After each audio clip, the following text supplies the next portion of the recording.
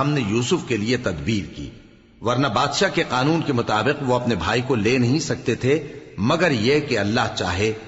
ہم جس کے چاہتے ہیں درجے بلند کرتے ہیں، اور ہر علم والے سے بڑھ کر ایک بڑا علم والا ہے۔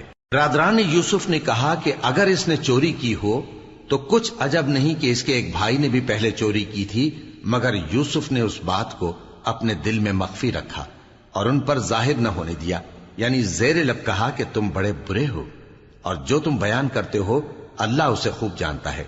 وہ کہنے لگے کہ اے عزیز، اس کے والد بہت بوڑھے ہیں اور اس سے بہت محبت رکھتے ہیں، تو اس کو چھوڑ دیجئے اور اس کی جگہ ہم میں سے کسی کو رکھ لیجئے، ہم دیکھتے ہیں کہ آپ احسان کرنے والے ہیں۔ یوسف نے کہا کہ اللہ پناہ میں رکھے کہ جس شخص کے پاس ہم نے اپنی چیز پائی ہے اس کے سوا کسی اور کو پکڑ لیں، ایسا کریں تو ہم بڑے بے انصاف ہیں۔ آخر جب وہ اس سے نا امید ہو گئے تو الگ ہو کر صلاح کرنے لگے۔ سب سے بڑے نے کہا، کیا تم نہیں جانتے کہ تمہارے والد نے تم سے اللہ کا عہد لیا ہے اور اس سے پہلے بھی تم یوسف کے بارے میں قصور کر چکے ہو؟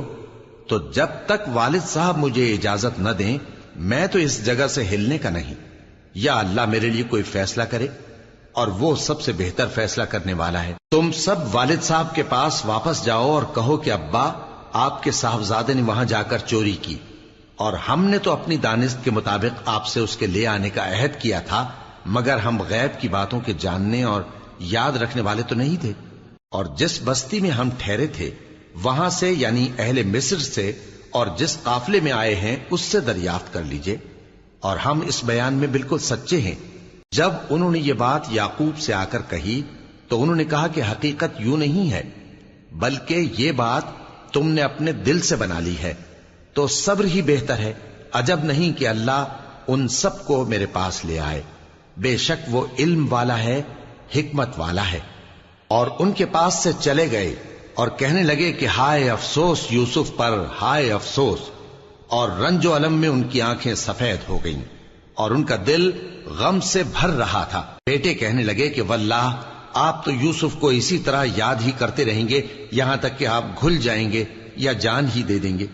انہوں نے کہا کہ میں تو اپنے غم و اندوہ کا اظہار اللہ سے کرتا ہوں، اور اللہ کی طرف سے وہ باتیں جانتا ہوں جو تم نہیں جانتے۔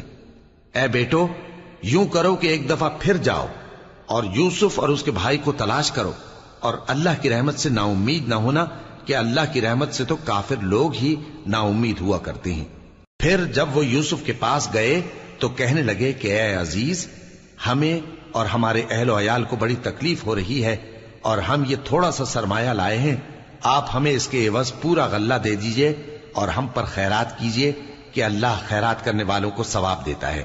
یوسف نے کہا، تمہیں معلوم ہے کہ جب تم نادانی میں پھنسے ہوئے تھے تو تم نے یوسف اور اس کے بھائی کے ساتھ کیا کیا تھا؟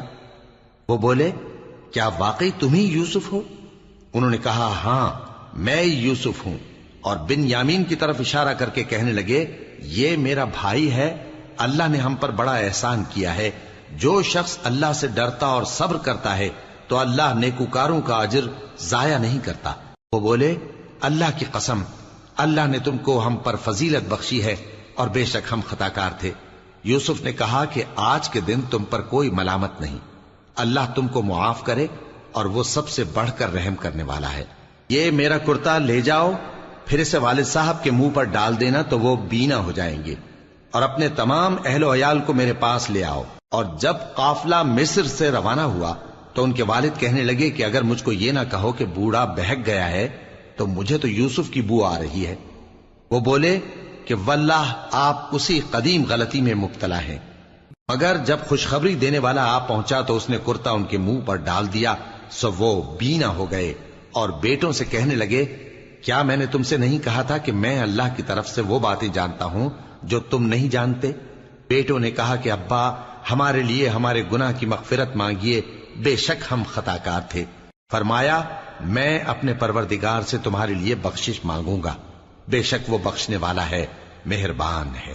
پھر جب یہ سب لوگ یوسف کے پاس پہنچے تو انہوں نے اپنے والدین کو اپنے پاس جگہ دی اور کہا، مصر میں داخل ہو جائیے، اللہ نے چاہا تو امن و امان سے رہیے گا۔ اور اپنے والدین کو تخت پر بٹھایا اور سب ان کے آگے سجدے میں گر پڑے۔ اور اس وقت یوسف نے کہا، ابا جان، یہ میرے اس خواب کی تعبیر ہے جو میں نے پہلے بچپن میں دیکھا تھا. میرے پروردگار نے اسے سچ کر دیا اور اس نے مجھ پر بہت سے احسان کیے ہیں کہ مجھ کو قید خانے سے نکالا، اور اس کے بعد کہ شیطان نے مجھ میں اور میرے بھائیوں میں فساد ڈال دیا تھا آپ کو گاؤں سے یہاں لایا. بے شک میرا پروردگار جو چاہتا ہے تدبیر سے کرتا ہے، وہ علم والا ہے، حکمت والا ہے. جب یہ سب باتیں ہو لیں تو یوسف نے اللہ سے دعا کی کہ اے میرے پروردگار، تو نے مجھ کو حکومت سے نوازا اور خوابوں کی تعبیر کا علم بخشا. اے آسمانوں اور زمین کے پیدا کرنے والے، تو ہی دنیا اور آخرت میں میرا کارساز ہے. تو مجھے دنیا سے اپنی اطاعت کی حالت میں اٹھائیو اور آخرت میں اپنے نیک بندوں میں داخل کیجو. اے پیغمبر، یہ اخبار غیب میں سے ہیں جو ہم تمہاری طرف بھیجتے ہیں. اور جب برادران یوسف نے اپنی بات پر اتفاق کیا تھا اور وہ فریب کر رہے تھے تو تم ان کے پاس تو نہ تھے، اور بہت سے آدمی گو تم کتنی خواہش کرو ایمان لانے والے نہیں ہیں، اور تم ان سے اس خیر خواہی کا کچھ صلہ بھی تو نہیں مانگتے. یہ قرآن اور کچھ نہیں تمام جہانوں کے لیے نصیحت ہے. اور آسمان و زمین میں بہت سی نشانیاں ہیں جن پر سے یہ گزرتے ہیں اور ان کو نظر انداز کر دیتے ہیں، اور یہ اکثر اللہ پر ایمان نہیں رکھتے مگر اس کے ساتھ شرک بھی کرتے ہیں. تو کیا یہ اس بات سے بے خوف ہیں کہ ان پر اللہ کا عذاب نازل ہو کر ان کو ڈھانپ لے یا ان پر ناگہاں قیامت آ جائے اور انہیں خبر بھی نہ ہو؟ کہہ دو میرا رستہ تو یہ ہے، میں اللہ کی طرف بلاتا ہوں سمجھ بوجھ کر. میں بھی لوگوں کو اللہ کی طرف بلاتا ہوں اور میرے پیراؤ بھی، اور اللہ پاک ہے اور میں شرک کرنے والوں میں سے نہیں ہوں. اور ہم نے تم سے پہلے بستیوں کے رہنے والوں میں سے مرد ہی بھیجے تھے جن کی طرف ہم وہی بھیجتے تھے. کیا ان لوگوں نے ملک میں سیر و سیاحت نہیں کی کہ دیکھ لیتے کہ جو لوگ ان سے پہلے تھے ان کا انجام کیا ہوا؟ اور متقیوں کے لیے آخرت کا گھر بہت اچھا ہے. کیا تم سمجھتے نہیں؟ یہاں تک کہ جب پیغمبر نا امید ہو گئے اور انہوں نے خیال کیا کہ اپنی نصرت کے بارے میں جو بات انہوں نے کہی تھی اس میں وہ سچے نہ نکلے، تو ان کے پاس ہماری مدد آ پہنچی. پھر جسے ہم نے چاہا بچا دیا، اور ہمارا عذاب اتر کر گناہگار لوگوں سے پھیرا نہیں کرتا. ان کے قصے میں عقل مندوں کے لیے عبرت ہے. یہ قرآن ایسی بات نہیں ہے جو اپنے دل سے بنائی گئی ہو، بلکہ جو کتابیں اس سے پہلے نازل ہوئی ہیں ان کی تصدیق کرنے والا ہے اور ہر چیز کی تفصیل کرنے والا، اور مومنوں کے لیے ہدایت اور رحمت ہے.